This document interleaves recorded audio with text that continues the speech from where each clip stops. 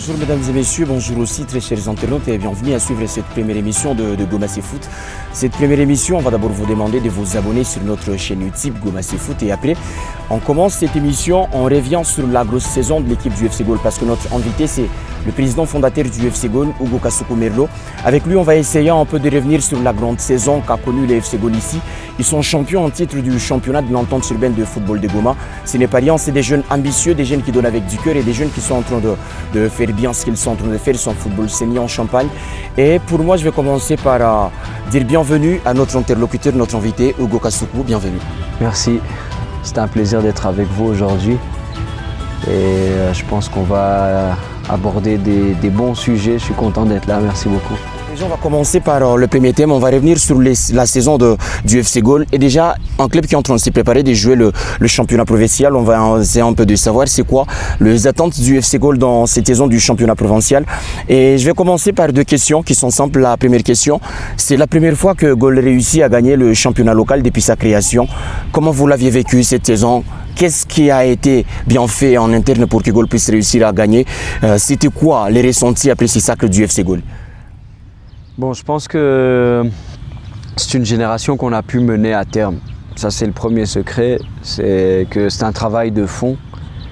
C'est un travail qui a commencé déjà il y a plus de 7 ans, 6-7 ans, avec ce groupe-là, qu'on avait surnommé à l'époque d'ailleurs les Tomorrow Boys, donc les garçons de demain.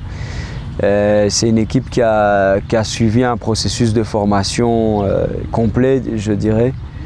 C'est des joueurs qui se connaissent très bien, qui jouent ensemble depuis le bas âge. Beaucoup de joueurs, on les a pris quand ils avaient 9, 10 ans, 11 ans au maximum.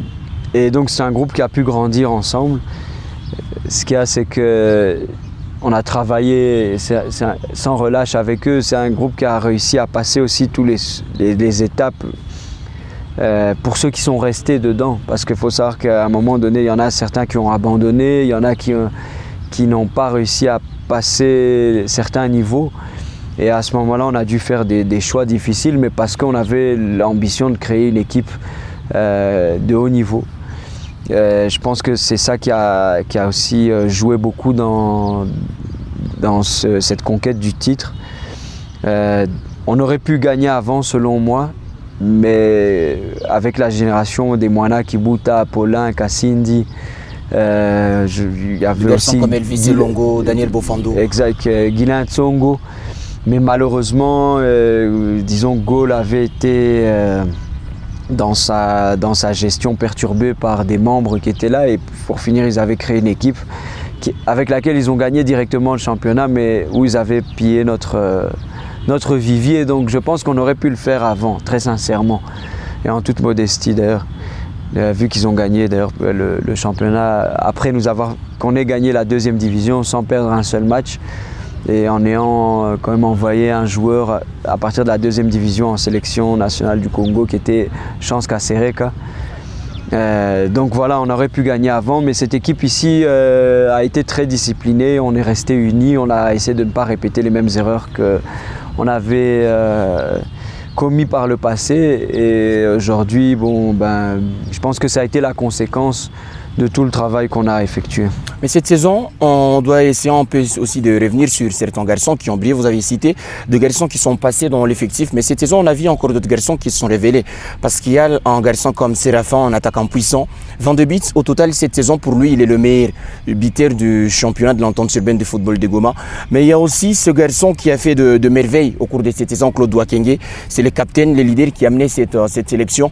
Ces individualités-là, par rapport à d'autres qui sont passés, cette saison, qu'est-ce qui a été différent? Parce que vous aviez cité deux garçons qui sont passés. C'est des garçons de renom, certains ont déjà joué en sélection nationale de catégorie d'âge.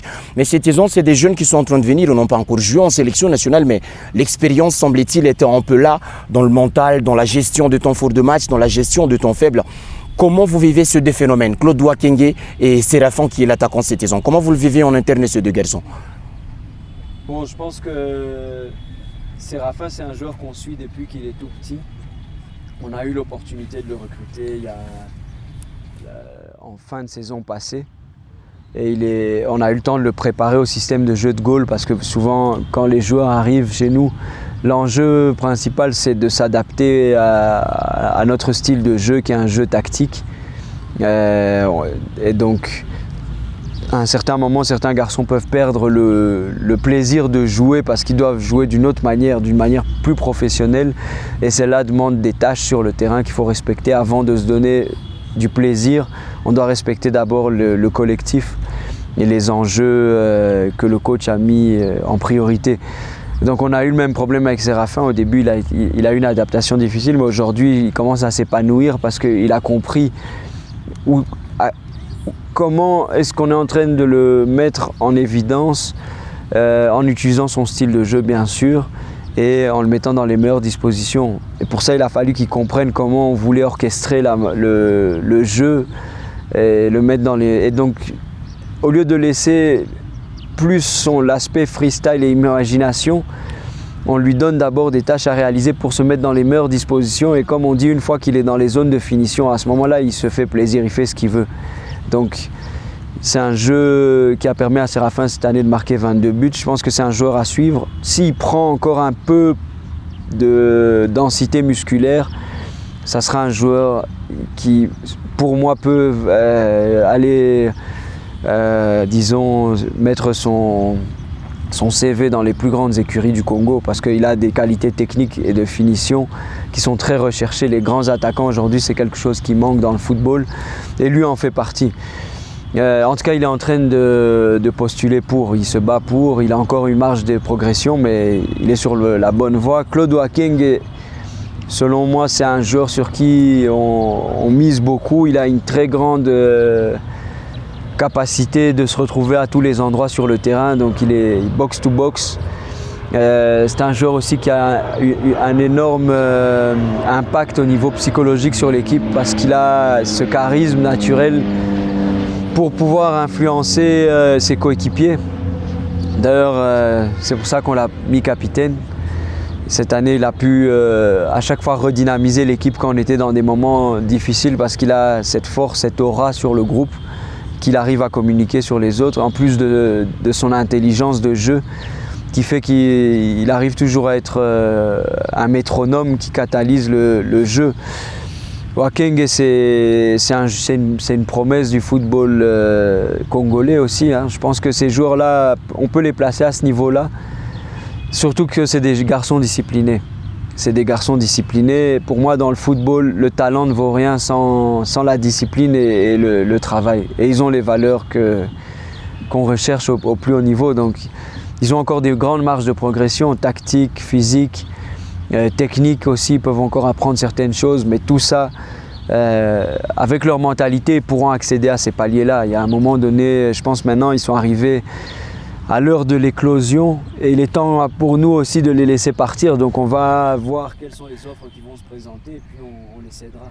Allez, on va en reparler sur ce point-là de transfert. À un moment, on aura un thème qui sera bien sûr consacré à cela, mais on doit seulement aussi dire félicitations à ce garçon Séraphin, Claude Wakenge. Ils ne sont plus laissés, il y a aussi en défense Chris Sivi et toute l'équipe, ils ont été champions, c'est pas facile. Mais ils sont champions cette saison, le championnat provincial est en ligne des mires. L'équipe du FC Gaulle va jouer les championnats provincial, et je pense que c'est des jeunes qui sont en train de venir, ils sont dans l'étape de l'éclosion, comme vous l'aviez dit. Depuis un certain moment, le club des Goma ont des difficultés à s'en sortir dans le championnat provincial. C'est les Grands Nord qui réussit à mettre son emprise sur cette compétition provinciale. Mais cette saison, c'est quoi les attentes que vous avez par rapport à cette équipe de Gaulle pour le championnat provincial qui se profile à l'horizon? Bon, en fait, nous, on a une idée de jeu, on sait ce qu'on veut produire comme football, et on va essayer de s'imposer sur le terrain. En tout cas, c'est l'idée de jeu de Gaulle. Donc Gaulle n'est jamais rentré, je pense, sur le terrain en disant on va subir le jeu. On cherche tout le temps, même quand il y a un bras de fer à un moment donné qui se fait, parce qu'on a une équipe qui vient aussi avec un système de jeu pour s'imposer. On fait le bras de fer jusqu'au bout, on essaie de gagner chaque match. Donc on va essayer de repartir avec le même principe. De s'imposer et de jouer chaque match à fond.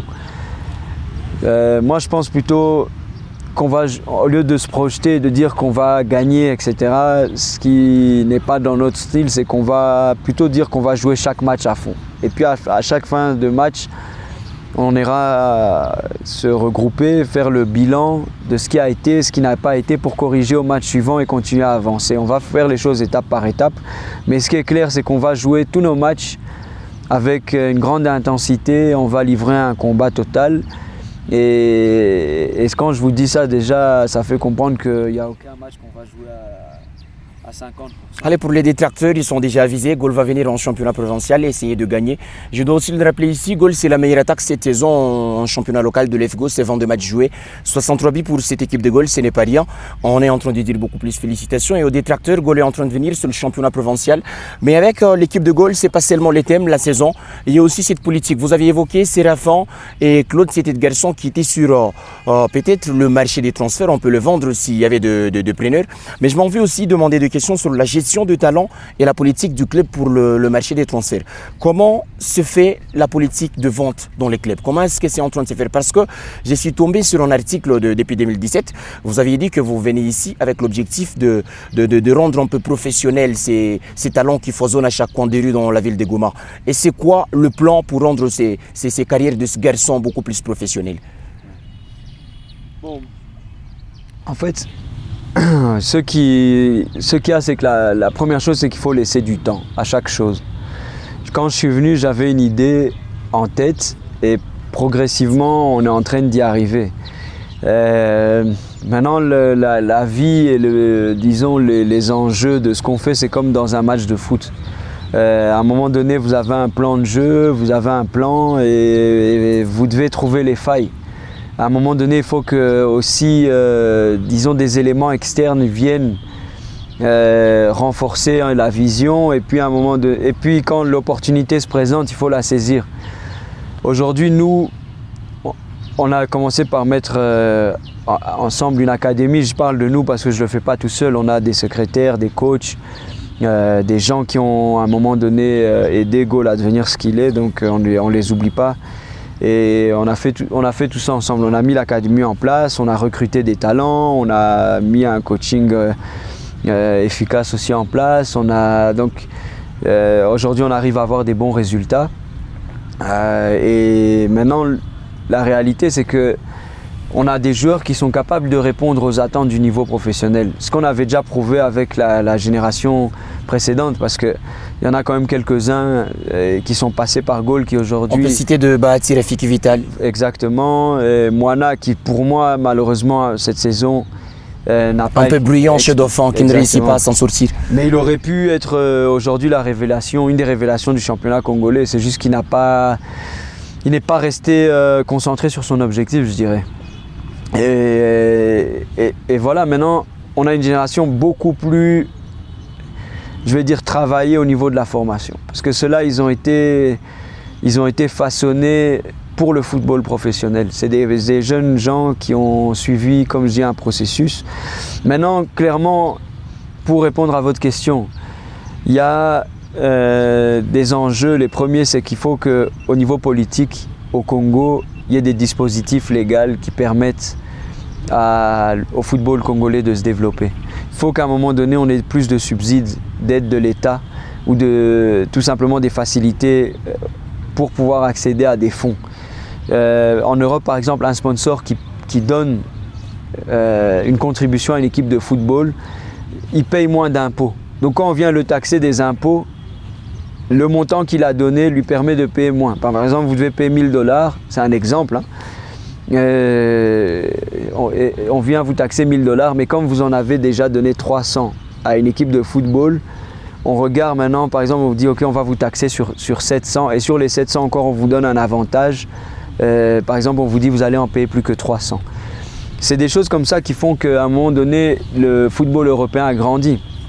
Et donc je pense qu'aujourd'hui on est dans une ère où le football devrait subir une révolution et ça va passer par des dispositifs légaux comme ça qui vont permettre au football d'évoluer. Donc je pense que Gaulle, aujourd'hui comme je dis, on attend la faille, on est en train de développer notre jeu, donc au niveau de la stratégie de l'académie, on est en train de développer notre jeu, mais on attend aussi des facteurs externes qui vont nous permettre de pouvoir bondir et saisir les opportunités. Ça, c'est la première chose. La deuxième chose, c'est effectivement la vente des joueurs.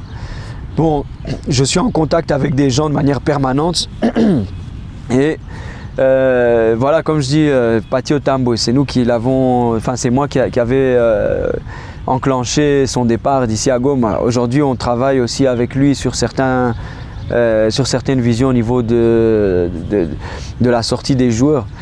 Et grâce à lui, d'ailleurs, Gloire Ngoubi, qui est aujourd'hui au Mali, au Djoliba, c'est lui qui a donné son aval. Djoliba, ce n'est qu'un transit pour Gloire, il n'est pas là pour longtemps. Donc c'est comme j'ai dit, là-bas il est allé prendre de l'expérience et tout, mais on sait quel plan on a. Et en fait, moi quand je propose un joueur qui est prêt. Aujourd'hui mes jeunes n'étaient pas encore suffisamment prêts. Il y en a maintenant qui sont prêts, dont on dit ok voilà ils sont prêts. Et on va voir maintenant dans la suite, avec l'aide de Dieu, si tout se passe bien et qu'ils puissent aussi avoir des opportunités. Mais disons que je devais les amener à terme de formation et être sûr du choix que je vais faire. Parce que dans le football, quand vous vous trompez une fois, vous perdez la confiance de tout le monde. Le football, c'est un sport qui va très vite et qui est ingrat parce qu'on oublie très vite ce que vous avez fait la veille. Par exemple, là, on a gagné, mais le championnat de Goma, maintenant, c'est terminé. Espérons que ça va continuer sur cette lancée. Bon, on va donner les moyens, mais pour dire, voilà, en gros, le plan maintenant, c'est de vendre des joueurs. Cet argent-là, le récupérer, l'investir dans la formation, avoir notre propre centre de formation, donc acheter des nouvelles pépites en bas âge, aller un peu partout dans le pays pour pouvoir recruter, parce qu'il ne faut pas se limiter seulement ici à Goma, ce n'est pas dans notre vision. Et ensuite, tout miser dans l'infrastructure et la formation. Et voir comment est-ce qu'on peut produire à nouveau des recettes. Mais comme je dis, le plan ici, c'est un plan qui prendra peut-être 10, 20 ans. Vous voyez, je suis encore jeune, j'ai tout mon temps, je ne suis pas pressé. Mais je sais que quand les opportunités vont arriver, on va les saisir. Espérons que ça vienne, parce qu'il y a déjà deux garçons qui sont passés par Gaulle, je dois l'avouer ici. Il y a Vital Bahati qu'on a cité, il y a Gloire Ngoubi qui est au Mali chez le Djoliba AC. Mais moi j'aimerais juste savoir si c'est pas une question un peu indiscrète. Depuis que Gaulle existe, on a vu de garçons passer par Gaulle. C'est quoi déjà le joueur le plus cher de l'histoire des Gaulais? C'était à combien le montant du transfert? Si c'est pas une question indiscrète. Bon là, oui, c'est une question... C'est une question que j'attendais pas. Bon, pour tout dire, Gloire est le joueur qu'on a vendu le plus cher. Maintenant, donner des montants, je ne vais pas m'aventurer dans ce domaine-là, mais Gloire est le joueur qu'on a vendu le plus cher et on n'a pas encore fini de recevoir des montants de lui. On a encore des pourcentages qu'on doit recevoir sur Gloire. Allez, bien sûr, on va passer sur cette question. Nous avons aussi un troisième thème, parce que vous aviez évoqué un moment que vous étiez encore plus jeune. À un moment, en étant jeune, vous aviez aussi réussi à jouer au football. Et ces passages-là en sélection nationale, je pense qu'on est en 2017 ou en 2007, voilà. Vous êtes en sélection nationale de U20. Vous n'aviez pas beaucoup plus duré dans cette sélection nationale d'âge. C'était quoi l'acheminement vers la sélection nationale? Où est-ce qu'on vous a repéré? Pourquoi est-ce que Hugo Kasuku n'a pas fait beaucoup plus longtemps dans la sélection nationale de la catégorie d'âge chez la RDC? Bon, tout d'abord, la section d'âge, j'ai été repéré par Christian Sengui et Richie Bassou à l'époque. J'ai joué au FC Dender en première division belge. J'étais dans le noyau, je venais d'arriver dans le noyau A, mais j'étais sur le banc, je jouais des matchs avec le noyau Espoir. Et à ce moment-là, ils sont venus me superviser, ils ont vu les prestations et donc ils m'ont convoqué pour la première fois. Je crois que mon premier match, c'était en Allemagne. Et voilà, c'est comme ça que l'aventure a commencé. Ce qui s'est passé, c'est que j'aime être tout à fait honnête sur cet aspect-là, parce que c'est ce qui me permet d'avoir le recul aujourd'hui et d'avoir un meilleur angle de vue sur la formation et les attentes du football de haut niveau. Je pense que j'ai été pressé par le gain de l'argent, qui a été un piège en fait. C'est un piège dans lequel je vois beaucoup de jeunes de Goma tomber aussi. À un moment donné, j'avais pas beaucoup de temps de jeu avec l'équipe de première division, si ce n'est des matchs amicaux. Et moi, j'étais un peu frustré de voir que je ne jouais presque jamais. Je devais aller jouer avec les espoirs, l'équipe B. Et à un moment donné, le club me disait non, attends, on est en train de te former. À un moment donné, va venir ton temps. Et de l'autre côté, j'avais une équipe de deuxième division qui me proposait un salaire conséquent. Alors moi, je me disais, mais ici, je gagne rien. Je gagne pas grand-chose, oui. Ici, c'est la deuxième division. Oui, je gagnais pas grand-chose. J'avais un tout petit contrat et de l'autre côté, on me proposait un contrat qui me permettait maintenant de vivre correctement. Alors, moi, ce que j'ai fait, c'est que j'ai tout simplement décidé d'aller de l'autre côté et c'est voilà le gain. Et c'est là qu'a été le piège, parce qu'à un moment, je me suis retrouvé dans un club où la formation était moins bonne, les infrastructures étaient moins bonnes et le salaire, on me le payait que quand le président décidait de vouloir bien le payer. Donc finalement, en fait, je ne recevais même pas ce salaire-là comme il fallait. Et ça engendrait des frustrations. D'ailleurs, Eric Thibassou était venu me trouver, me demander mais pourquoi tu vas dans un club plus bas alors que là on pouvait te sélectionner. Maintenant, comment on va te sélectionner là-bas alors que tous les joueurs avec qui tu joues sont tous des joueurs qui jouent en première division ou du moins étaient des aspirants comme toi. Et maintenant tu te retrouves plus bas. Donc c'était là mon erreur. Aujourd'hui, ce que ça me permet de faire, c'est de comprendre qu'il faut être patient. Quand un joueur est au bon endroit, reçoit une bonne formation et à un endroit où il y aura des opportunités pour lui, il ne faut pas essayer d'aller à gauche, à droite. Il faut respecter aussi beaucoup les endroits d'où on vient, peu importe l'endroit d'où on vient. Vous pouvez venir d'une petite équipe de quartier, mais si un encadreur a pris soin de vous, il faut savoir être reconnaissant. Parce que le football, c'est une histoire de réputation aussi. Quand vous sortez d'un club et vous êtes disputé avec les dirigeants, partout où vous allez aller, ça va se savoir. Et le monde du football, croyez-moi, il est tout petit. Tout petit. Aujourd'hui, j'ai des relations partout. Ou si je ne les ai pas, je connais la personne qui peut aller jusque là-bas. Et je me rends compte qu'en fait, non seulement la réputation des joueurs ici à Goma, mais dans le monde entier, elle nous parvient qu'en quelques coups de fil. Ah, tu connais tel joueur à Goma? Oui. Ah, tu connais tel joueur même au Cameroun? Ah oui, je connais un agent qui travaille au Cameroun. Prends son numéro, appelle-le, il va te donner. Donc, le monde du football, c'est un tout petit monde. Et moi, ce que j'ai compris, c'est qu'il faut être en bonne relation avec les gens. Il faut être patient.